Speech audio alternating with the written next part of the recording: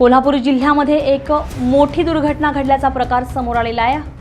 हातकणंगले तालुक्यातील इंगळी येथे भूलखण झालेल्या 6 मोठ विहिरींचं काम सुरू असताना अचानक मुरुम घसरल्यामुळे 70 फूट खोल विहिरीमध्ये 25 टन वजनाची पोकलँड मशीनच कोसळल्याची धक्कादायक घटना घडली। या संपूर्ण घटनेचा सीसीटीव्ही व्हिडिओ समोर आलाय। या घटनेमध्ये विहिरीत पडून 2 जण बुडालेत, मात्र नागरिकांच्या तत्परतेमुळे दोघांनाही सुरक्षित बाहेर काढण्यात यश आलंय।